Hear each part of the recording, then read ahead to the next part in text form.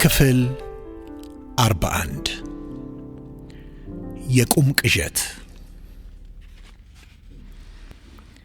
እኛ ከጨለማ የተነሳ በሥርዓት መናገር አንችልምና የምንለውን አስታውቀን። መጽሐፈ ኢዮብ ምዕራፍ 37 ቁጥር 19። አድካሚውን የሲድኒ አገልግሎቴን እንደጨረስኩ የታየኝ ጥሩ እረፍት ነበር። ወንድሞች ከከተማ ይዘውኝ ሊወጡ ቃል ገብተውልኛል።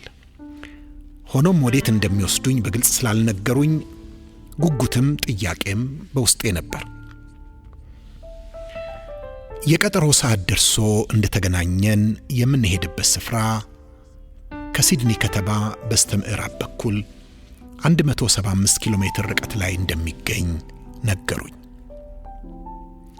በጥር ወር የደቡብ ንፍቀ ክበብ ከሚገኙ ሀገራት በማራኪ አየሯና ነዋሪዎቿ ከአባቶቻችን የወረስናት ብቻ ሳትሆን ከልጆቻችን የተዋስናት ናት በሚሏት ለምለሚቱ አውስትራሊያ ጉዟችንን ጀመርን። ያቀናነው በጥንታዊነቱ ወደር አይገኝለትም ወደሚባለው በየዓመቱ በርካታ ጎብኚዎች ወደሚያዘወትሩት ጄኖላን ዋሻ ነበር። ይህ በኖራ ድንጋይ የተዋቀረ ውስጥ ለውስጥ በኪሎሜትሮች የሚቆጠር ርቀት የሚያስኬድ በጥልቀቱ አቻ የሌለው ዋሻ ከስሩ ምንጭ ይንዶለዶላል። ወንዝ ድምፁን አጥፍቶ በለሆሳስ ይፈሳል። ዋሻው ብዙ ዘመናት ያስቆጠረ ዕድሜ ጠገብ ቢሆንም አውስትራሊያኑ በዘመናዊ መልክ ደህና አድርገው ሰርተውታልና በመብራትና በብልሃት በተበጀለት ደረጃ እየታገዘን በሚያስፈራው ዋሻ ውስጥ ርቀን ወደ ጥልቅ ወረድን።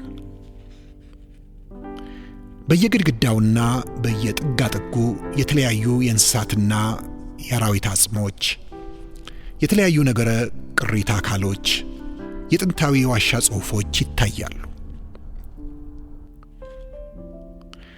በአውስትራሊያዊት አስጎብኛችን እየታገዝን መኪናችንን ካቆምንበት ወለል ጠልቀን ወደ ዋሻው የመጨረሻ ወለል እንደደረስን አስጎብኛችን ሰው ሰራሹን መብራት ለአንድ ደቂቃ ያህል ልታጠፋው እንደሆነና ከስፍራችን እንዳንንቀሳቀስ ጥብቅ ማስጠንቀቂያ ሰጠችን።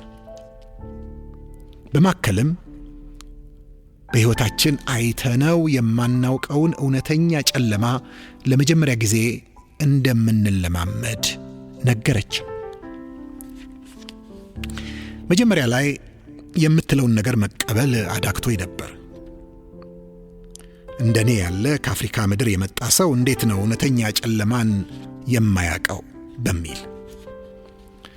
ነገር ግን ገለጻዋን በቀጠለች ቁጥር ለማለት የፈለገችውን መረዳት ቻልሁ። ለካ ሲመሽ የሚሰፍነው ጨለማ ሙሉ ኃይሉን እንዳንገነዘበው የሚያግዱንና የሚከለክሉን አናሳ ብርሃናት አሉ። የጨረቃ ብርሃን፣ የከዋክብቱ ጭላንጭል፣ ከቅርብና ከሩቅ የሚመጣ የመብራት ወገግታ እውነተኛውን ጨለማ እንዳንለማመድ ያግዱናል። በዚህ ጥልቅ ዋሻ ውስጥ ግን ጨለማ ከነነፍሱ አለ። መብራቱ ሲጠፋ ምንም አይነት ተፈጥሯዊም ሆነ ሰው ሰራሽ ብርሃን ጣልቃ ስለማይገባበት ጨለማ ጨለማ ሆኖ ይገለጣል። አስጎብኛችን የዋሻውን ብርሃን ሙሉ በሙሉ አወደመችው። ጨለማ ነገሰ። ከአንድ ደቂቃ በላይ አጥፍታው ብትቆይ አንድ አስገራሚ ነገር እንደሚሆን እንዲህ ስትል ነገረችን።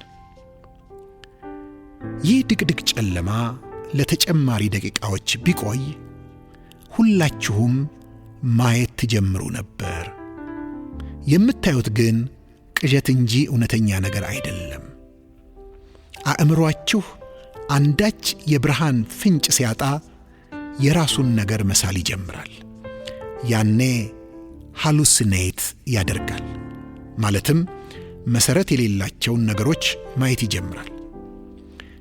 ከስፍራችሁ እንዳትንቀሳቀሱ በማለት አስቀድሜ ጥብቅ ትእዛዝ የሰጠሁት በዚህ ምክንያት ነው። ንግግሯን ስጨርስ ምን አለ ጨለማውን ጥቂት አቆይታው ይህን የምትለውን ነገር ባየሁ በማለት ተመኘሁ። ነገር ግን ሌሎች አስጎብኚዎች አብረውን ስለነበሩና ምናልባትም የዋሻው ሕግ ይህን ስለማይፈቅድ ከመጠየቅ ታቅቤ ጉብኝቴን አጠናቅቄ ወጣሁ። ሆኖም ግርምቱ ፈጽሞ አልለቀቀኝም። ለካ አእምሮአችን ዙሪያችን ብርሃን አልባ መሆኑን ሲያረጋግጥ የራሱን ዓለም ይፈጥራል፣ የሌለ ነገር ይስላል። ለካ ብርሃን ስፍራ ሲለቅ፣ ጨለማ ሲደላደል፣ ጨለማ የራሱን የውሸት ብርሃን ይለኩሳል። ይህ አስፈሪ እውነት ነው። ብዙ የመጽሐፍ ቅዱስ ክፍሎች ወደ አእምሮዬ ይመጡ ጀመር። ሐዋርያው ዮሐንስ የእግዚአብሔርን ማንነት ሲገልጥ እግዚአብሔር ብርሃን ነው፣ ጨለማም በእርሱ ዘንድ ከቶ የለም ያለበት ምክንያት ገባኝ።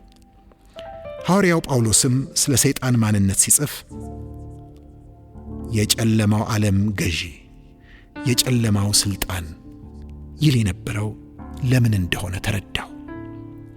ለካ ጨለማ የራሱ የውሸት ዓለም የመምሰል ከተማ አለው።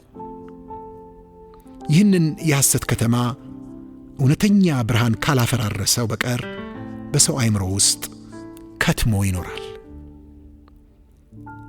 ለሰው ሁሉ የሚያበራው እውነተኛው ብርሃን እርሱም ኢየሱስ ክርስቶስ በሰው ሕይወት ሲያበራ ግን በጨለማ ጡብ የተገነቡ በሐሰት ብርሃን ያሸበረቁ በውሸት ዕውቀት የደመቁ የሐሳብ ከተሞች እንደ ጉም በነው ይጠፋሉ። እንጸልይ። ጌታ ሆይ አንተ የሕይወት ብርሃን ነህ። ብርሃን ይታያል፣ ብርሃን ያሳያል። ብርሃኑን የሚቀበልና የሚያንጸባርቅ ሁሉ ደግሞ ብርሃን ይሆናል። ጌታ ሆይ ከብርሃንህ ፈቀቅ ከማለትና በጨለማ ከመዋጥ ጠብቀኝ። አንተ ተጓዥ ብርሃን ነህና ሁሉን ጥዬ እንድከተልህ እርዳኝ።